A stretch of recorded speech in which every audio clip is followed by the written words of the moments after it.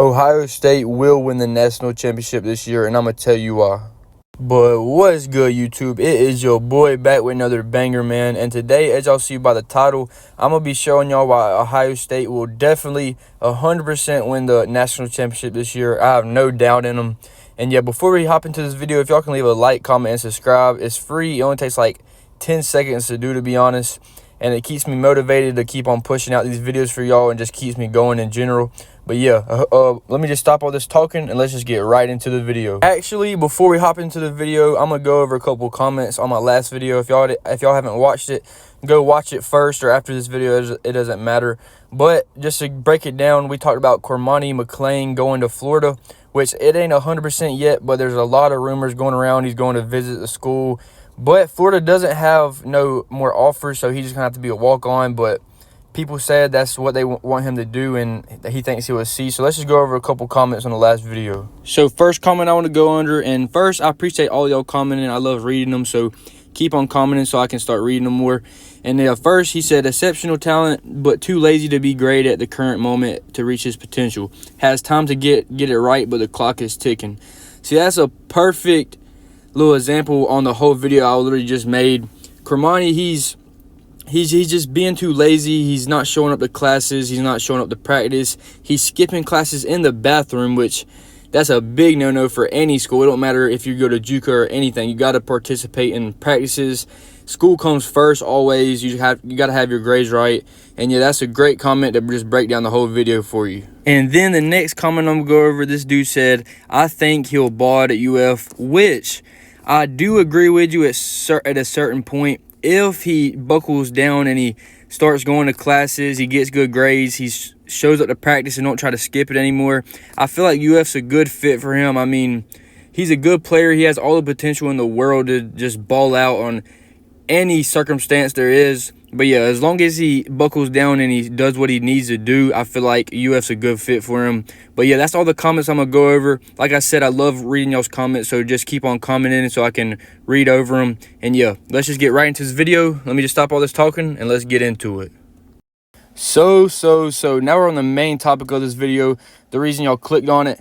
I'm going to show y'all why Ohio State will, I'm telling y'all, I'm about 100% positive that they will win the national championship this year. So the first reason I'm going to bring up is they literally have the top wide receiver unit coming into the 2024 season. I mean, they literally have straight killers on that wide receiver unit. And I'm going to talk about one of them right here, the one and only, y'all probably all know him, Jeremiah Smith. He's probably one of the most electrifying wide receivers we saw in a while. I mean, he can literally do it all. He has the height, speed, he can jump, has the ability to make crazy plays. I mean, this is probably one of the top wide receivers in college right now. But if y'all don't know Jeremiah Smith, he is 6'3", 185 pounds, and he came out of Chaminade Madonna High School, if I'm saying that right. And yeah, I think he's going to have a breakout season this year, and he's going to show the people what he's really made of. But yeah, if y'all don't know what y'all probably do if y'all follow college football, Michigan defeated Washington 34-13 last season for the national championship, which, to be honest, I don't think Michigan has a run for the Natty this year just because they lost a lot of key players, especially Blake Corum. And here's the odds on what the people think who's going to win the Natty this year. They got Georgia number 1, they got Ohio State number 2, Texas number 3, and then Oregon number 4. Which, listen, hear me out right here. I think it's going to be Georgia and Ohio State in the national championship game. And I'm telling y'all, Ohio State's going to shock everybody and beat Georgia. And y'all are probably like, Will, Ohio State just lost their starting quarterback. And yeah, if y'all don't know, Kyle McCord did enter the transfer portal last season, and he did go to Syracuse.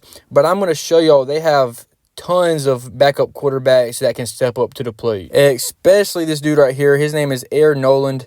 He just got this is his first year at Ohio State. He's 6'2", 195 pounds, and he was a 4-star recruit coming out of high school. In Ohio State spring game, he was one of the last quarterbacks to see the field, but he completed 5 out of 7 attempts of 47 yards and added 42 rushing yards on 5 carries.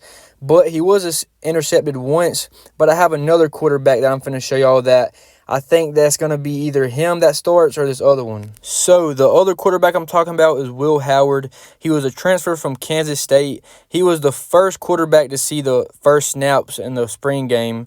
And he went on to complete 9 out of his 13 attempts for 77 yards. Which, out of them two, I feel like that's a quarterback race.